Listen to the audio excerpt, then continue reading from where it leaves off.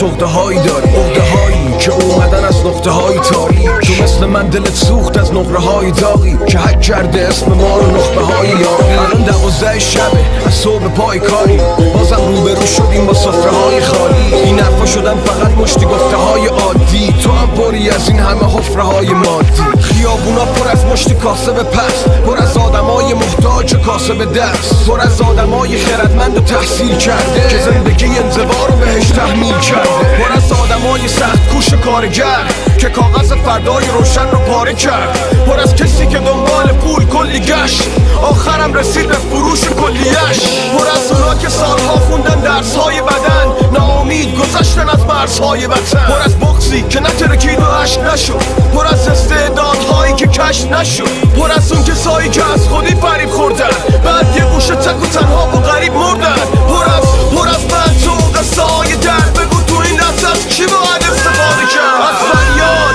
همینجا داد میزنم، من میخونم و سکوتم رو دار میزنم، من میمونم و سعودم رو جار میزنم و بال میزنم به اوج قصه ها میپرم. از این به بعد حرف دلم رو فریاد میزنم، من میخونم و سکوتم رو دار میزنم، من میمونم و سعودم رو جار میزنم و بال میزنم به اوج قصه ها میپرم.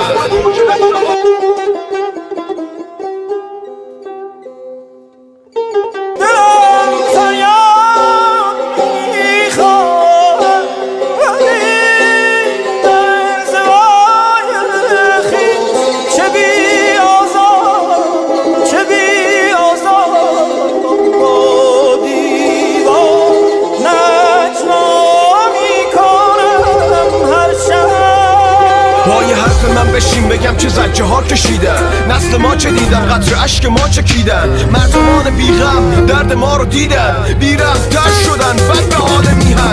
چه باید کرد؟ از کی شکایت کرد؟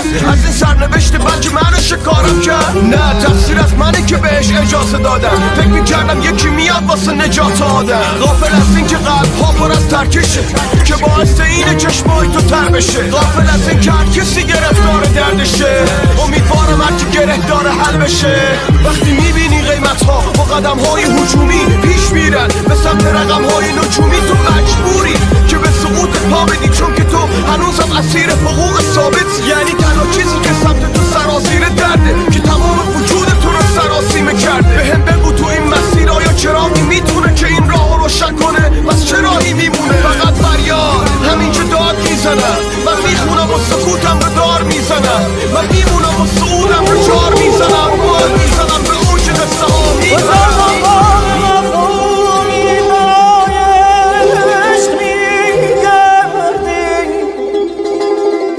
کجا دنبال مفهومی برای عشق میگردی؟ ریمیکس مرتضی خسروی. که من این باغ را تا صبح معنا میکنم هر شب.